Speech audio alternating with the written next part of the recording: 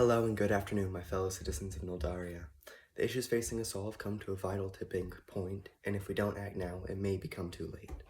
If the other candidates were up here right now, they'd be telling you ways you should reduce your personal carbon footprint, all while completely ignoring the reality of the situation, which is the fact that according to data collected by influencemap.org, posted in an article titled Carbon Majors Database Launch Report, posted in April of 2024, in the years since the Paris Climate Agreement, governments and large corporations have made upwards of 88% of the total global carbon emissions. If you vote for me, I'll make sure to stamp down on these emissions, and I'm here today to tell you how. I will start by discussing how I can cut down the government's carbon footprint, then how I can reduce the corporations, and finally, though it may have a relatively minor impact, I will be telling you one way in which you personally can make a difference. To start limiting our own government's emissions, I promise to make a firm stand against fossil fuels and push as hard as I'm able to get this great nation entirely onto carbon-free energy sources. The largest step to take is simply getting off of fossil fuels. To make this process as streamlined as possible, I will sign contracts to set up many temporary nuclear power plants to wean us off of fossil fuels as soon as possible. But as we build up more and more green infrastructure, such as solar, hydroelectric, etc., I plan on deconstructing these nuclear plants. The corporations' emissions, however, will be a harder issue to tackle. The most commonly used tactic to reduce corporations' CO2 output is something called a carbon tax, where after a certain amount of CO2 is produced, companies get heavily taxed on the excess emissions. This may sound like a good idea, however, they're able to buy off smaller companies' carbon credits and just keep producing as normal. It hardly affects them.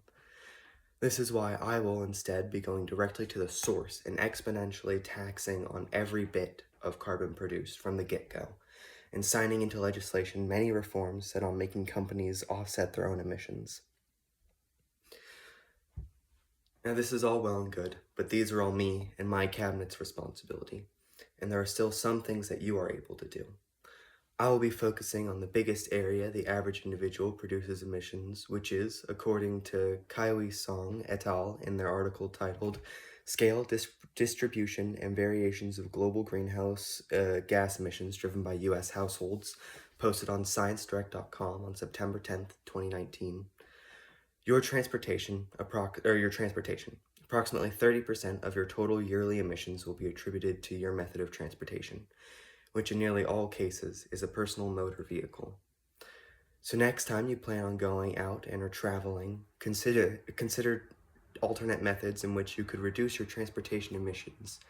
Maybe your destination is close enough to walk or bike to, or maybe you could take a bus or train instead of driving yourself there, or even carpooling with friends. In conclusion, this is all our world, after all, and all of us need to do our own part in taking care of it. Today, I promised you the ways in which I will be doing that. I will first be reducing our own government's emissions, and then the many corporations that exploit our world and our environment, and finally, some actions that you can personally take to do your own small part to help this cause. I again promise you that I will do everything in my power to get us off of fossil fuels and onto green energy. I promise to restrict corporations' constant exploitation of the environment. I'm going to do what I can, but I also need you to do what you are able to. When you are, be mindful of your own emissions and take as many opportunities as you can to think green about your transportation. Now go and make sure to vote.